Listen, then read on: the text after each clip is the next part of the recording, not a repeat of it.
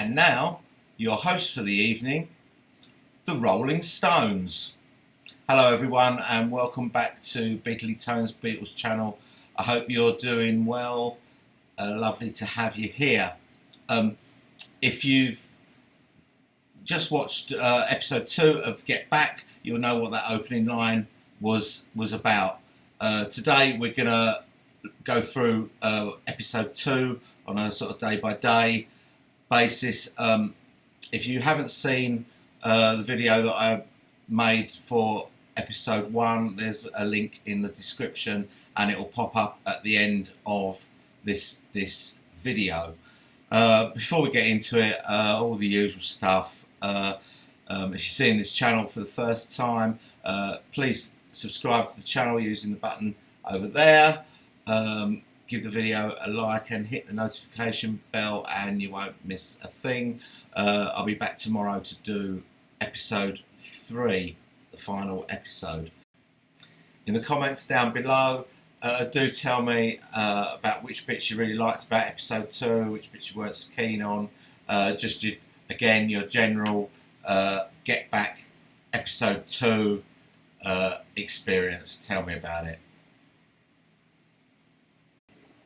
So you'll remember at the end of day 7, George Harrison left the band, and that was on the Friday, and then on the Sunday there was a meeting at Ringo's house where they tried to talk to him. It didn't go well. I don't think he even made it to the end of the meeting. I think he went home with the situation unresolved. So day 8 begins with Ringo arriving at Twickenham.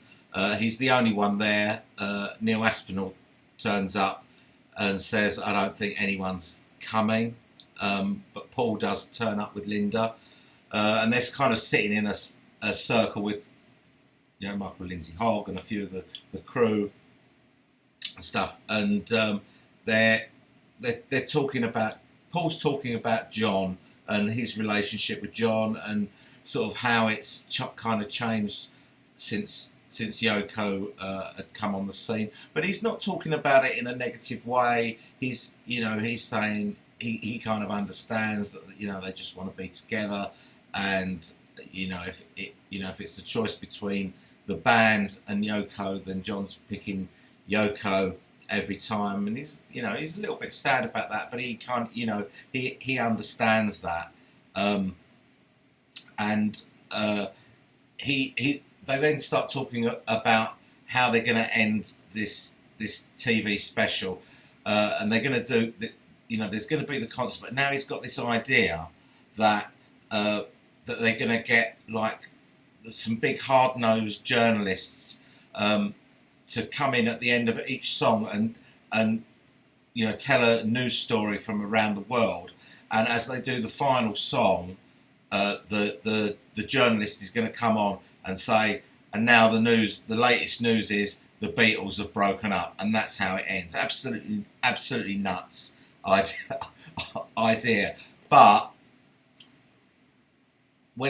after he said it, the camera pans right in on his face, and you can see the Beatles splitting up is it's sinking in as he thinks about what he's just said. His eyes are just full of tears, and he's shaking as if he's got his hand over his mouth and he's shaking, and he's kind of he may be crying, I'm not sure, but he's either crying or he's trying to stop himself from crying. Anyway, Neil gets John on the phone, and Paul goes to speak to him and says that he's going to be here in an hour. Anyway, when John arrives, they go off to the cafeteria at Twickenham to have a private conversation. But what they don't know is that there's been on a table in the cafeteria, there's been a mic planted. Now there's no cameras there, but what we see on the screen is just a picture of the table. We get the audio and with subtitles, and basically they're both talking about how over the years they're both guilty of treating George badly, not treating him as an equal, sort of stunting his sort of development, as far as, telling him what to play and that sort of stuff. And you can probably add to that, knocking back his songs and things like that, although that's not specifically mentioned. But they both, sort of, admit that that's what's happened, and then John sort of gets a bit off of his chest as well, and he says that he feels that Paul has completely taken over the arrangement, even the arrangements of his songs. So he feels that he's doing his own songs in the way that Paul wants them arranged, rather than the way that he wants them arranged. And that's anyone that thinks that this film is revisionist, it's changing history to make it a happy clappy story. It's not. They're giving us everything, and we're like a fly on the wall into this conversation that we've got no right to hear. I mean, it's just absolutely fascinating to be able to hear this stuff. We've heard the story sort of secondhand, about the various arguments or the things that they fell out about, but you're actually you're actually hearing it happen here, and that's quite incredible. After lunch, they start work. John, Paul, and Ringo, and they're working on Get Back, and they've got, as we saw yesterday, they've got the musical side of it. They've kind of got sewn up already, but they've got a couple of sticking points in the lyrics. They don't like the name Sweet Loretta Marsh, and they know that JoJo comes from Arizona, but they haven't got the bit in between, and they're trying out different things, and then suddenly Paul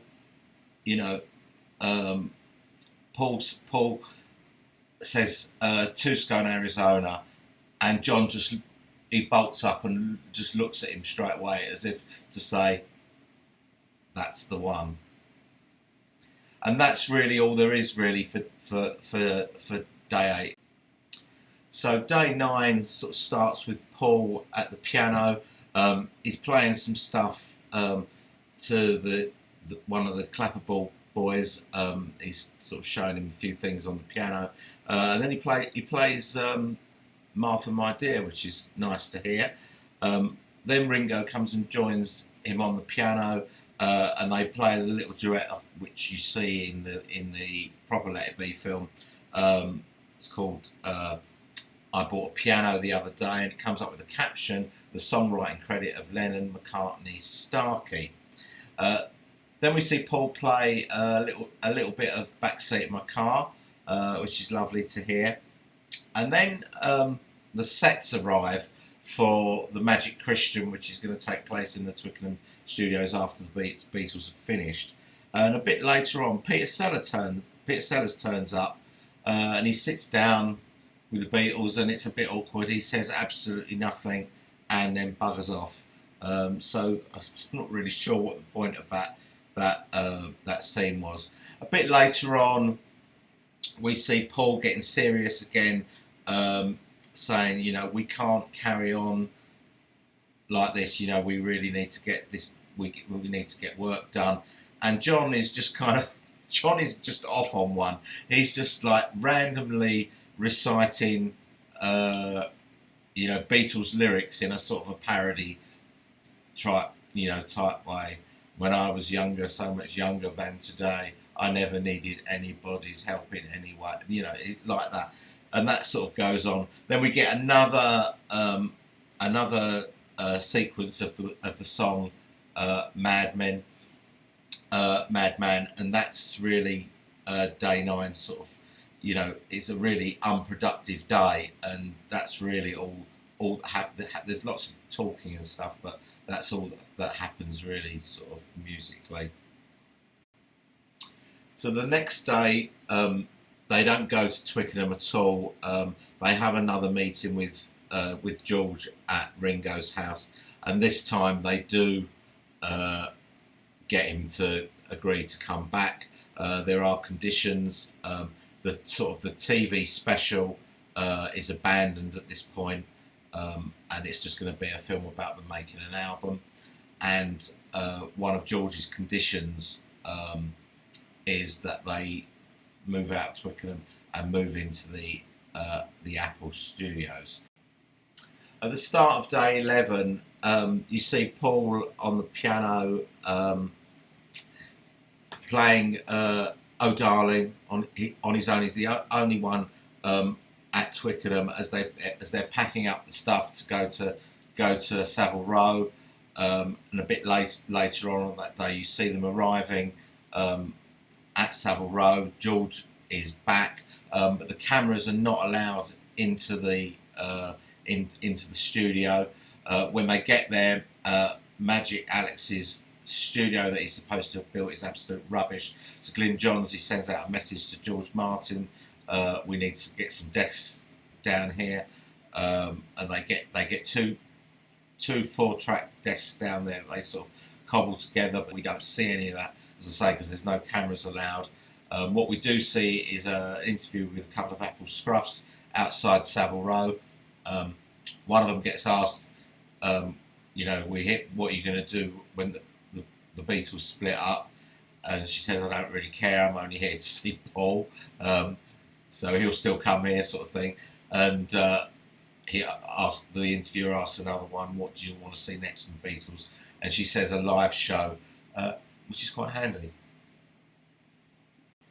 So day 12, the cameras are back in the studio at Savile Row.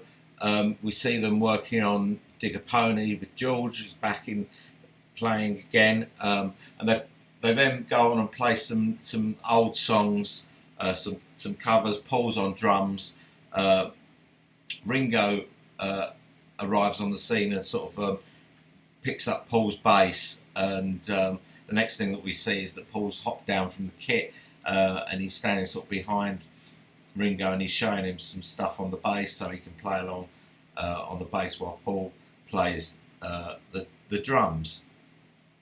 While they're playing some of these oldies a bit later on, there's a newspaper article that Paul's reading out over the microphone while the other three are playing through some oldies, and this newspaper article is about how the Beatles are not getting on and they're about to split up and all this sort of thing, and he's kind of reading it out in a sort of a sarcastic voice. And then a bit later on, we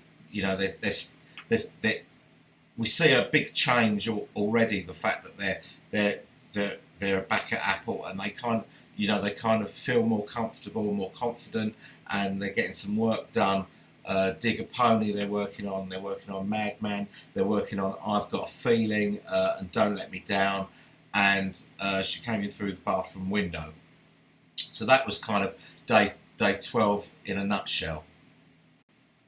So day 13 begins with them again working on Dig a Pony and I've Got a Feeling, and it's getting better. And then Billy Preston turns up. Just on the off chance he pops in. He knows the Beatles from the Hamburg days, as he used to play in Little Richard's band, so he knows them from then. But I always thought that the bringing in of Billy Preston was part of the condition of George coming back, but clearly not.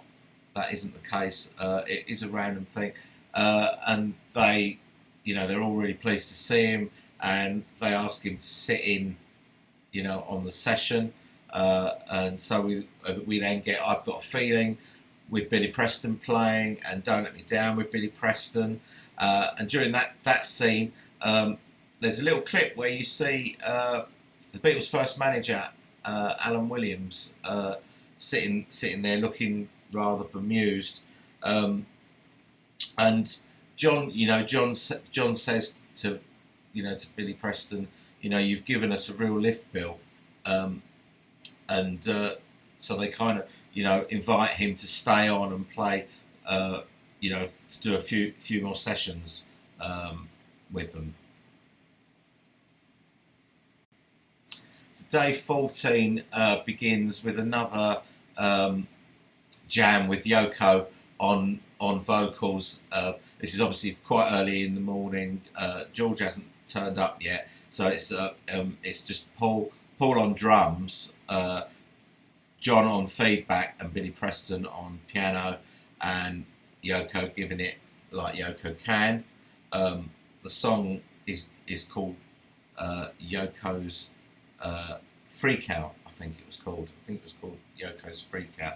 A bit later we see them playing 20 Flight Rock, Oh Darling again, and then there's a long section where they're working on Get Back. There's a nice little section where when they're playing Get Back and they're kind of singing the Reach Out, I'll Be There over the top of it, because it kind of fits with the same sort of chords.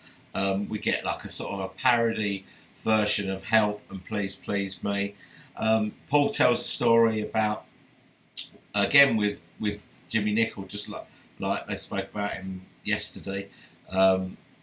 John spoke about him on the first episode. Paul's talking about him today, saying that when they went on tour in Sweden, they're about to play She Loves You, and you know he's just like lost in his own little world. He's just looking at all these gorgeous girls that he's been surrounded, and they're sort of going 1, 2, and expecting him to go da da da da, and into She Loves You, and it's 1, 2, there's nothing. There's 1, 2, there's nothing. He's just like looking around, and in the end they just have to start the song like without the sort of drum intro and stuff.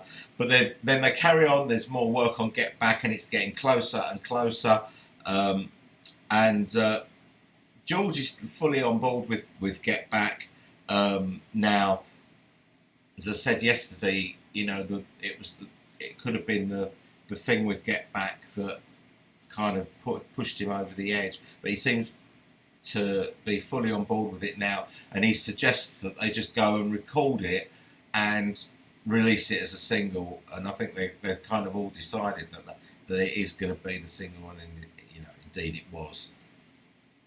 But then, George is kind of trying to work out, where the solo's going, where Billy Preston's solo is going to go, where the guitar solos are going. So he's involved in the kind of arrangement of it, which is good to see.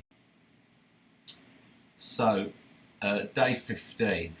Before I start day 15, I just realised that there's a bit where that I've forgotten to mention, and I didn't write down what day it was, so I wasn't sure what happened. But there's a bit where Peter Brown asked John for a date where he can meet Alan Klein,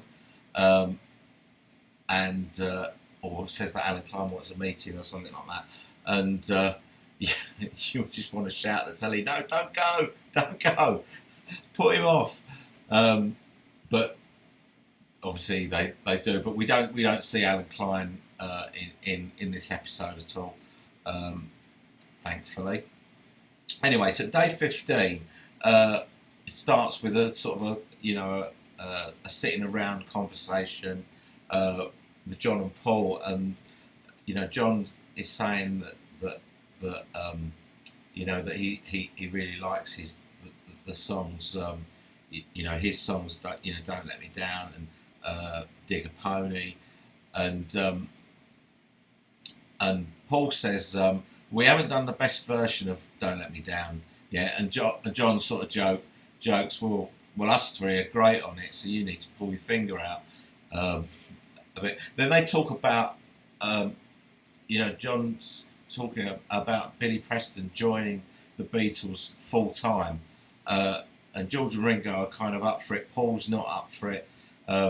He sort of passes it off with it's bad enough, like with the four of us. So that sort of gets sidelined. Bit later we see them playing on the road to Marrakesh, which is Child of Nature, Jealous Guy. They do a bit more, a few more cover versions. How Rock and Roll. Paul switches from his Hofner to a Rickenbacker bass. and then back again.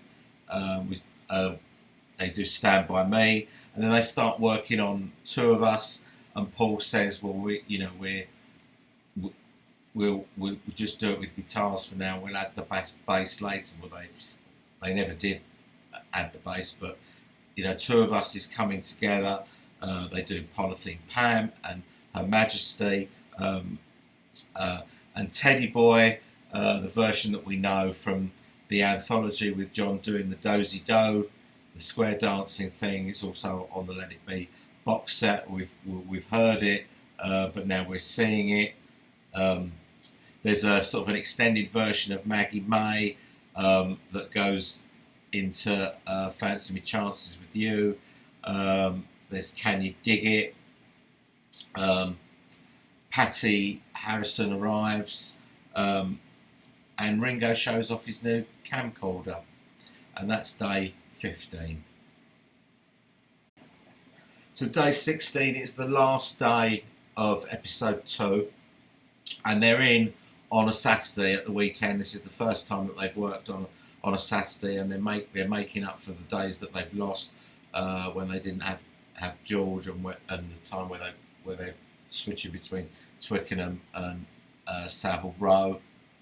Paul talks about the fact that the previous night he'd watched the home movies that he'd made when they went to Marrakesh, and this is this is all best part of a year ago, and he's only just getting around to watching it, and he's talking about the things that he's seen on the film, and Paul was obviously lent Peter Jackson the film, and so we're able to watch it as Paul sort of talks through various parts of it, which is a great little thing.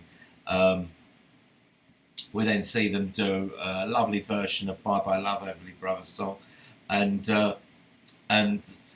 then we see John and Paul absolutely interlocked again with each other on Two of Us, and they're trying it.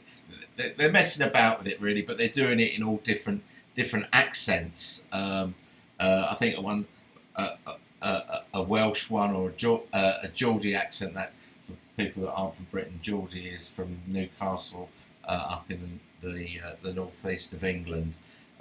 Scottish accent, and John does a Bob Dylan impersonation as well. All during the singing the songs. They're working on the harmonies. It's great. Then we see George do For You Blue, and we see the bit where he says that he wants the piano to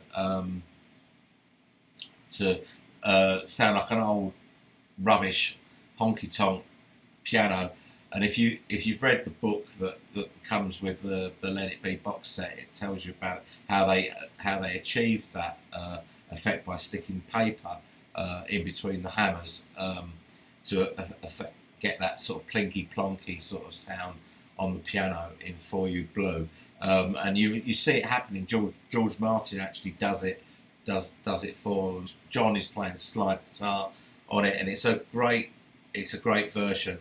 And then they start to talk about the live show again, and Paul, who was the most keen on doing the live show, is now going cold on the idea. And then you see this bit of footage where they obviously haven't got any audio for it, because you see Glyn Johns comes up to Paul, kneels down and talks to him, and it comes up on the caption.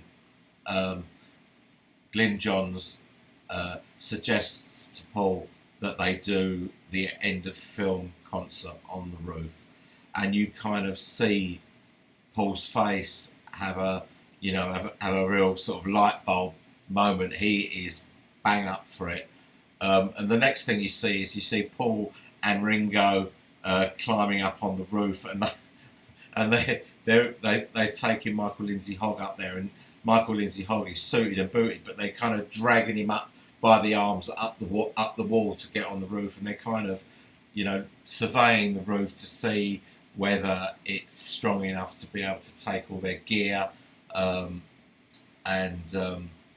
you know, Michael Lindsay Hogg is saying, you know, that they're going to need to get some sort of permission, otherwise the police are going to just drag them off. And you know, I think Paul quite likes the idea of that, thinking that that might be a great sort of ending to the film. And it finishes with them working on Let It Be again, and they decide that they do a little bit on it on Let It Be, and they say let's pick this up in the morning, and that's how it ends. So that's the end of episode 2. So I will be back tomorrow to do the final part. We know we're going to have the rooftop concert in that, but there's obviously going to be lots more. So looking forward to that. I hope you've enjoyed this video. If you have, give it a like, subscribe to the channel, and I'll see you tomorrow for day 3 or for episode 3. Thanks very much for watching.